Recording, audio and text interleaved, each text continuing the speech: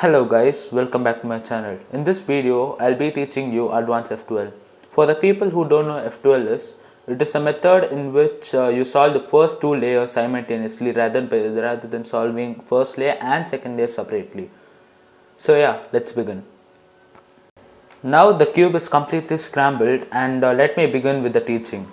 So first you insert the pairs which has to come in the back slot. So here I see this pair which has to be oriented in this place. So instead of doing two rotations and solving the puzzle, you can just do it in different method.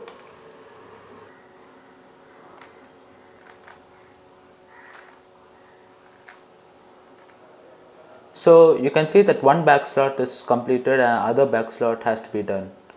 The next piece is here. You can remove this piece, either this piece and bring it here, or you should take this piece and bring it here. This one I feel like bringing this piece here is much easier. So if you do like this, and if you see that these two colors are matching and these two colors are matching, and yellow or white, whichever base color you are having, that should be facing your left side. The formula for this is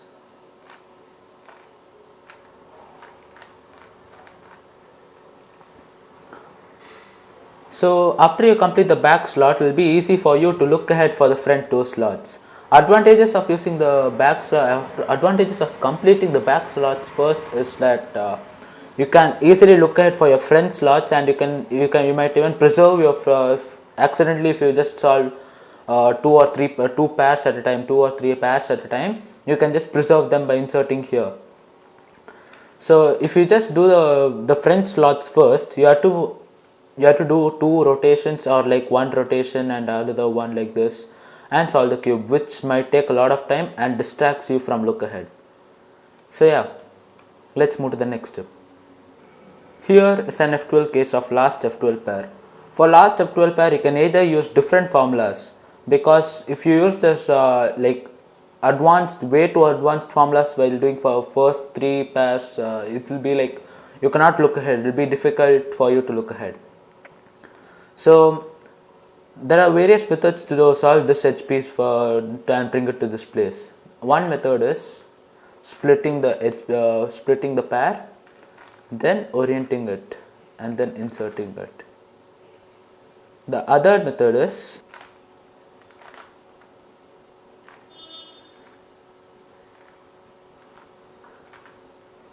with that you can complete the last F2L pair, and you might get a easy case or difficult case. This might help you in preserving the time for last F2L pair. Here is another pair which must be placed here, and it's in the neighboring slot. The better way of solving this one is bring this piece to the other corner, opposite corner, do a sledgehammer, and you'll get this piece in the opposite sides, and you can insert it in this way. Here is an alternative case of that.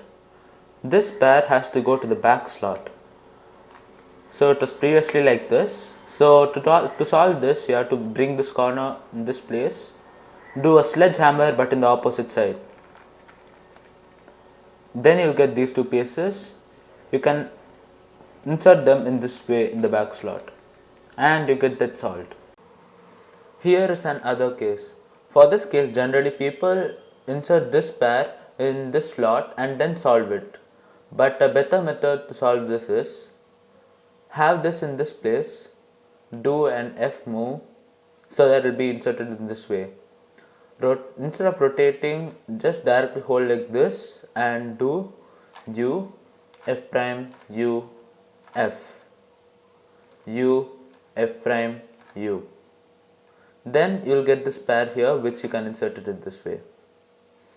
I see this is more efficient than the way which people usually do. Hope this might help you.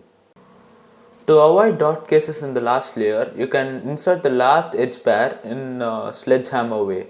So while solving this, before inserting, check whether you have this yellow pieces in the prop facing upwards, so that you can avoid dot cases. If you don't see any of the yellow pieces in the facing top, just do a sledgehammer for inserting this. In this way you can get a block or maybe like L shape, and others might be solved.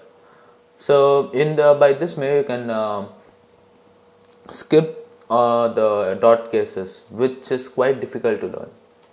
My last tip for the video is learn finger tricks so that you can insert the F2L pairs and solve them in efficient way.